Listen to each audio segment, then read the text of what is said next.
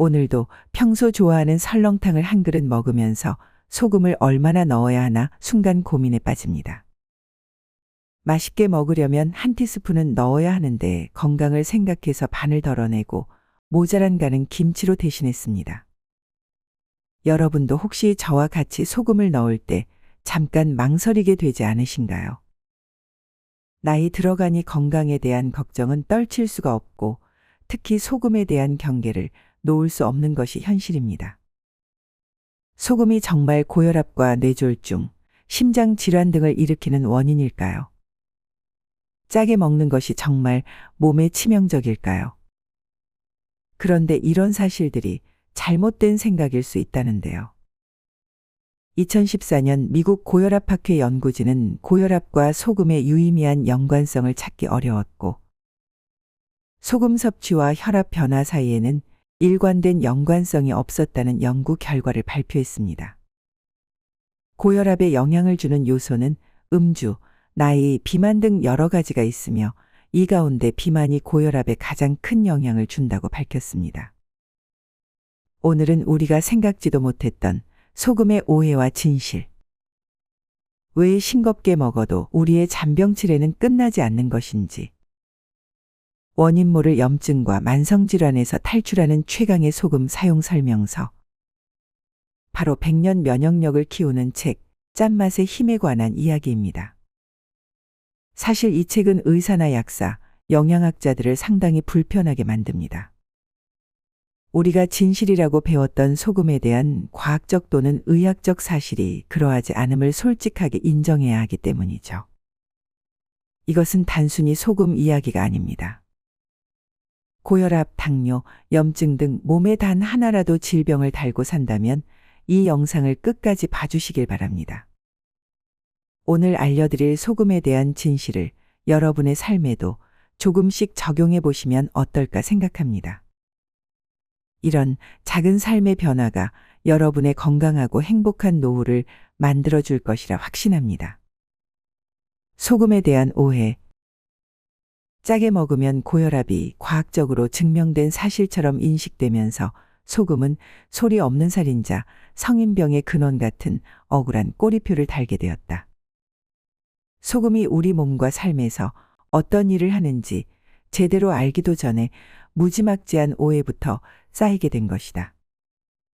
저염식을 할 필요가 없는 사람, 심지어 소금이 정말 필요한 사람까지 못 먹고 있으니 문제가 심각하다.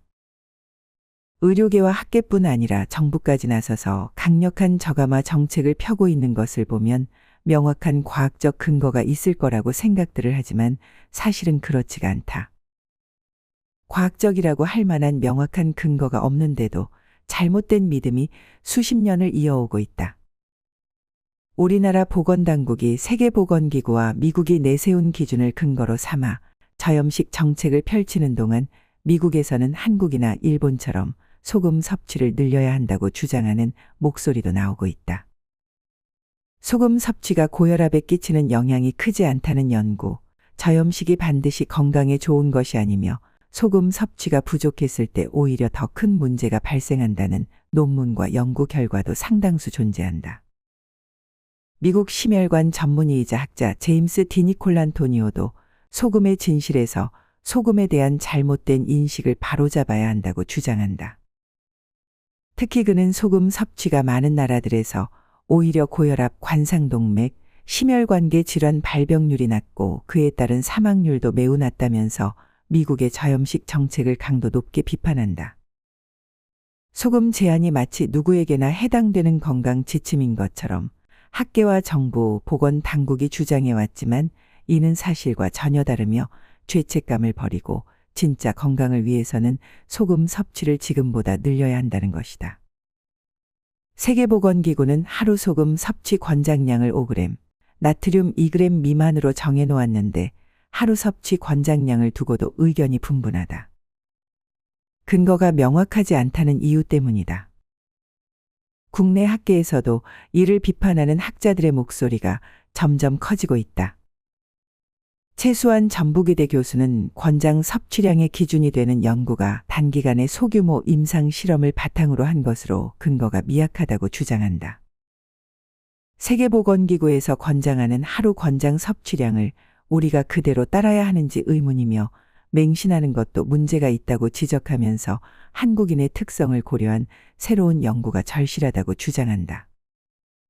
저염식이 건강에 좋다는 근거는 지극히 미약하며 그 반대 연구 결과도 많은데 나트륨 하루 2g 미만 섭취 제한은 고혈압, 당뇨 환자뿐 아니라 일반인에게서도 심혈관계 질환의 사망률을 증가시킬 수 있다고 하면서 그는 저염식 식단을 제고해야 한다고 강조한다.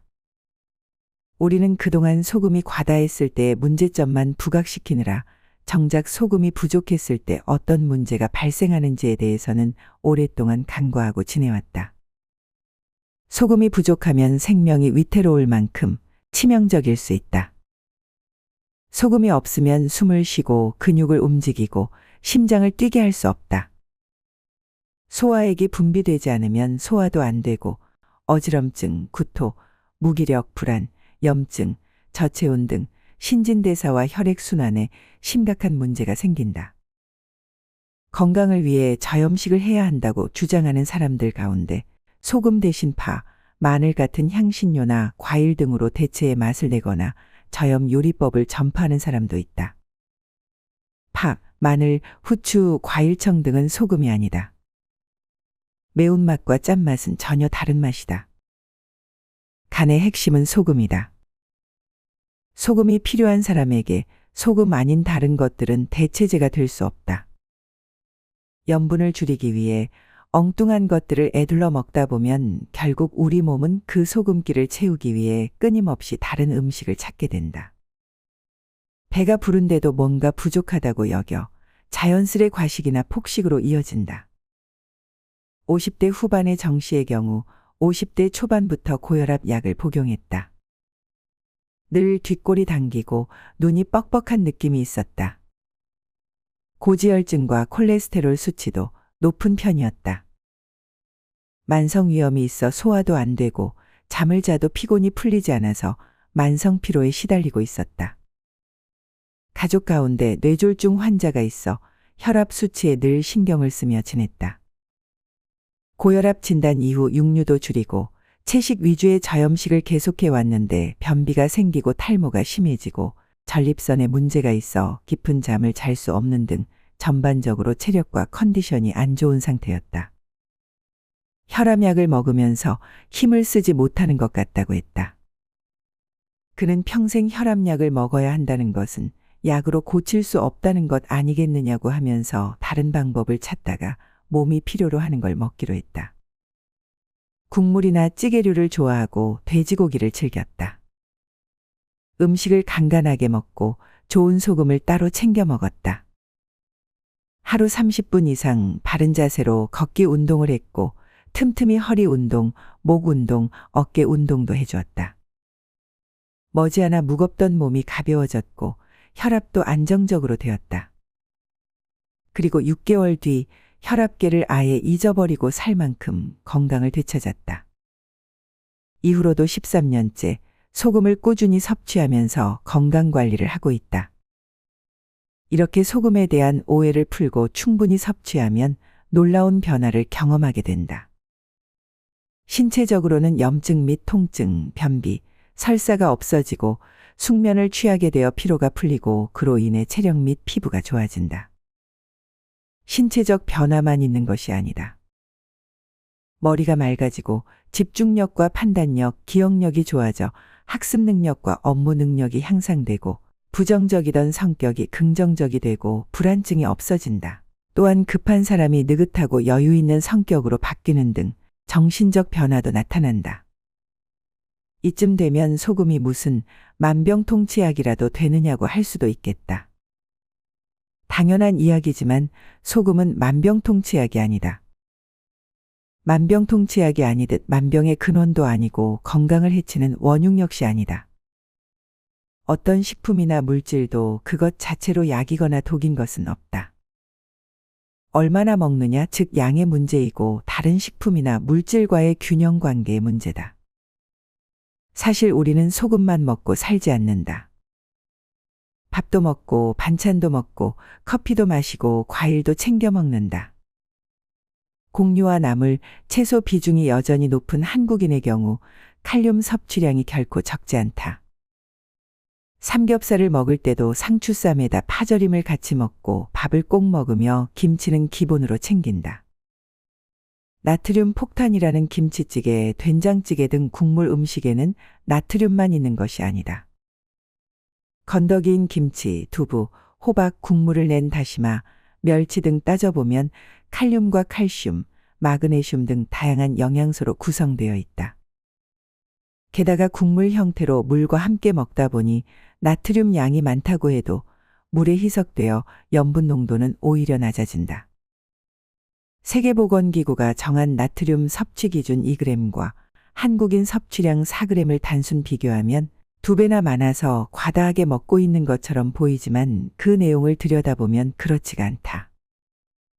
다양한 음식의 조합이 주는 상호작용은 무시하고 오로지 나트륨 양만을 추정해 절대량인 것처럼 통계를 낸 뒤 많고 적음을 논하는 것이 과연 과학적이고 합리적인 일인지 의문이다. 5g은 어떤 사람에게는 충분할 수 있어도 어떤 사람에게는 턱없이 부족한 양이다. 소금 1티스푼만 먹어도 속이 울렁거리고 구토를 하는 사람들이 있는가 하면 3티스푼을 먹어도 전혀 문제가 없고 오히려 컨디션이 좋아지는 사람들도 있다. 같은 소금이라도 필요하지 않은 사람이 지나치게 먹으면 독이 될 수 있지만 필요한 사람에게는 대체 불가능한 약이 될 수 있다. 항암 효과까지 인정받고 있는 우리 발효식품도 나트륨 섭취 권장량 기준으로 보면 모두 건강하지 않은 음식이다. 김치, 된장, 간장 모두 고혈압을 일으키는 주범이 되고 만다. 국물은 건더기만 먹어야 하고 김치도 몇 쪽으로 제한하고 설렁탕에 간을 해선 안 된다는 우픈 지침이 생기는 것이다. 짠맛의 비밀. 우리 몸을 흘러다니는 물은 소금물이다. 그래서 피와 땀, 눈물 모두 짜다. 분비물뿐 아니라 뼈와 살, 혈액에도 소금이 들어있다. 소금은 인체의 구성 성분이면서 조직과 조직, 혈액과 세포, 뇌와 신경을 두루 연결하는데 필수 성분이다. 논란에 여지없이 살기 위해선 소금이 반드시 필요하다. 소금이 없으면 숨을 쉴 수도 근육을 움직일 수도 없고 영양분을 소화시킬 수도 몸이 음식을 받아들일 수도 배설을 제대로 할 수도 없다. 호흡도 체온 조절도 안 되고 두뇌 활동도 불가하다. 그럼 왜 의사들은 소금을 처방하지 않는 걸까? 방식은 다르지만 이미 오래전부터 병원에서는 소금을 쓰고 있다.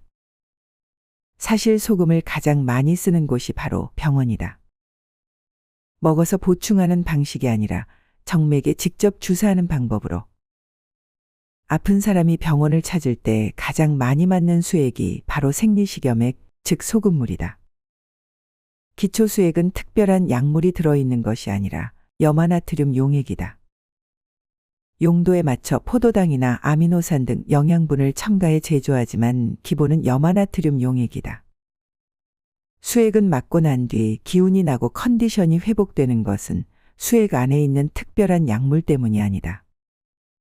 수분과 체액이 보충되고 혈액 순환이 고루되어 피가 잘 통하고 기분, 즉 기의 분할이 좋아지기 때문이다. 수액 자체로 어떤 양리 작용을 해설하기보다 전해질과 나트륨 농도가 맞아 피가 돌면서 노폐물을 짜내고 독소가 배출되어 생기를 되찾는 것이다. 건강에 좋다는 것을 잘 챙겨 먹어도 소금이 빠지면 생체 전기가 부족해져 기운이 없고 극도로 피곤해지고 무기력해진다. 고맙게도 우리 몸은 소금이 부족해지면 다양한 신호를 몸의 주인에게 보내준다. 구토, 어지럼증, 두통, 구역질, 무기력, 신경 이상, 염증, 통증, 가려움증, 저리거나 굳는 증상, 땀 조절과 열 조절 이상, 뇌 활동 이상, 근육 이상, 가스가 차고 더부룩함, 하품, 구취, 고린내와 썩은 내를 비롯한 지독한 냄새 등 다양한 정신적, 육체적 문제가 나타난다. 소금과 물이 많이 부족하면 전해질 이상이 생기면서 생체 전기의 흐름이 끊기는 위험한 상태가 될 수도 있다. 병원에서 응급 환자에게 식염수를 주사하고 수술 도중에도 주입하는 것은 수술 도중 쇼크를 막기 위해서다. 소금이 건강에 해롭다고 하면서 소금물을 가장 많이 쓰는 곳이 바로 병원인 셈이다. 이는 물과 소금이 생명을 영위하는데 얼마나 중요한 역할을 하는지 반증해 준다. 짠맛의 진실. 현대인은 영양과잉 과식이 일상화된 시대에 살고 있다. 잘 먹는 것보다 잘 빼내고 해독하는 것이 더 중요한 시대가 된 것이다. 찌꺼기와 불순물을 닦아내고 짜내기 위해 불필요한 것을 잘 빼내는 몸을 만들기 위해서는 물과 소금이 더 필요하다. 소금이 좋다, 나쁘다, 하루 얼마를 먹어야 한다, 먹지 말아야 한다를 논하는 것은 낡은 사고다. 지금까지도 고혈압 약은 황금알을 낳는 거위로 불리며 전 세계에서 가장 많이 팔리는 약 가운데 하나다. 이런 과정을 들여다보면 저염식 정책이 소금 자체의 문제 때문만이 아님을 알 수 있다. 소금을 바라보는 소금을 둘러싼 불량과학, 가짜 지식이다. 소금의 유해성에 대한 과학적 증명으로 불리는 실험과 연구 결과는 그 자체로 오류가 많고 결과에 대한 반론도 늘 있어 왔지만 그것에 대해서는 널리 알려지지 않았다. 그리고 고혈압 환자들 가운데서도 소금을 적게 먹은 환자 그룹이 많이 먹은 그룹에 비해 심장마비를 일으킬 위험이 4배나 높은 것으로 나타났다. 하지만 이런 소금 논쟁에 앞서 우리는 그 소금이 누구의 몸과 만나느냐에 초점을 맞춰야 한다. 현대의학은 인체의 아주 미세한 단위까지 들여다보고 분석해내고 있지만 정작 그들 간의 관계성은 이해하지 못한다.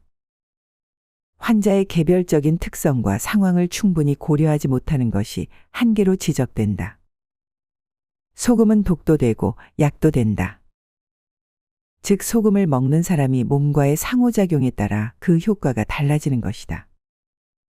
정상 또는 표준 수치보다 중요한 것은 감각을 깨우는 일이다. 몸의 지혜가 스스로 하도록 돕기만 하면 된다. 감각을 깨우고 입맛을 살려 몸이 원할 때 원하는 만큼 먹으면 된다. 소금은 속성상 과다 섭취하기가 쉽지 않다. 사실 약 먹고 죽은 사람은 있어도 소금 먹고 죽은 사람은 없다. 우리 몸에는 염분이 과해지면 자연스럽게 몸 밖으로 배출하는 조절 시스템이 있다. 신장은 과잉 섭취한 나트륨 모두 배설할 수 있을 뿐 아니라 부족하면 나트륨 99% 이상을 다시 흡수하도록 되어 있다. 학자, 의사, 영양사가 표준 섭취량을 정해줄 일이 아니다. 삶에서 삶으로 전해져 온 살아있는 지혜를 깨워 다시 소금을 만날 때가 되었다. 소금과 물은 깨끗할수록 좋다. 미네랄이 많다거나 특수한 성분이 들어있는 소금보다 순수한 소금이 좋다. 음식 외에 따로 소금을 섭취하는 경우 고온에서 불순물을 뺀 용융소금이나 질 좋은 죽염 간수가 충분히 빠진 천일염이 좋다. 이들 소금은 흡수가 잘 되고 효과도 빠르다. 먹는 양은 개인별로 차이가 나는데 체질이나 현재의 몸 상태에 따라 다르고 식생활과 생활 습관도 고려해야 한다. 생수나 증류수 등 물과 함께 먹어도 괜찮고 보리차, 감잎차, 우엉차 등 차와 함께 먹어도 좋다. 참고하도록 하자. 건강을 위한 지혜. 건강하려면 잘 먹어야 한다. 짭짤한 것이 당기는데 엉뚱하게 염분 제한을 한다면 결국 과식, 폭식으로 이어지게 된다. 필요한 것이 들어가면 우리 몸은 만족하고 먹기를 그만둔다. 평소 소금기가 충분하면 고기나 라면이 당기지 않고 야식의 유혹에도 흔들리지 않는다. 간간하게 먹어야 소식이 가능하고 힘도 빠지지 않는다. 건강하게 살려면 새로운 지식을 쌓아야 하는 것이 아니다. 몸의 지혜에 귀 기울이고 치유 본능이 제대로 작동할 수 있도록 조건을 만들어주면 된다. 몸이 원하는 것을 먹고 움직이고 쉬고 힘있게 일하고 즐겁게 노래하고 춤을 춘다. 무엇을 먹을 것인지 못지않게 어떻게 해독하고 배출할 것인지가 더 중요한 시대, 이 새로운 문명의 파도를 맑은 정신과 몸으로 헤쳐나가려면 인류는 다시 소금을 소환할 수밖에 없다. 살려면, 그것도 잘 살려면 소금이 필요하다. 밥상 위에 간장 종지가 올라오고 식탁 위에 소금통이 다시 자리 잡아야 한다. 소금에 대한 부정적인 인식이 뿌리 깊다 보니 정작 소금이 필요한 상황에서도 섭취를 주저하는 경우가 많습니다. 특히 저염식이 건강에 필수라고 여겨져 왔지만 의외로 결정적이라 할 만한 과학적 근거가 없어 허탈하기까지 합니다. 수년 동안 소금이 마치 만병의 근원인 것처럼 공공의 적이 되어 왔는데 이제 조금씩 인식이 바뀌고 있습니다. 소금과 고혈압의 관계도 재조명되고 소금이 부족했을 때 생기는 문제들이 오히려 더 심각하다는 목소리도 하나둘 나오고 있죠. 지금보다 좀 더 짜게 먹어야 한다는 의사나 한의사의 주장까지 촘촘한 인터넷 정보망을 타고 전달되기 시작했습니다. 이제 머지않아 소금에 대한 오해가 풀리고 어쩌면 소금 가공품이 대표적인 건강식품처럼 인기를 누리는 날이 올지도 모르겠습니다. 나도 모르게 소금은 좋지 않다는 인식이 뇌리에 박혀 오히려 나의 건강을 해치고 있었던 것은 아닌지 한번 되돌아볼 시점인 것도 같습니다. 그렇다고 무조건 소금을 많이 먹어도 괜찮다는 뜻은 아닙니다. 사람들마다 필요량은 각자 다를 수밖에 없다는 것을 알아야 합니다. 정답은 없습니다.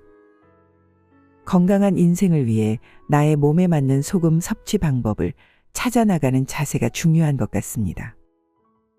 영상의 내용이 좋았다면 구독, 좋아요 부탁드립니다. 다음에 더 좋은 내용으로 찾아뵙겠습니다. 언제나 지혜만리를 시청해 주시는 구독자 여러분의 앞날에 건강과 행복이 가득하길 바랍니다. 감사합니다.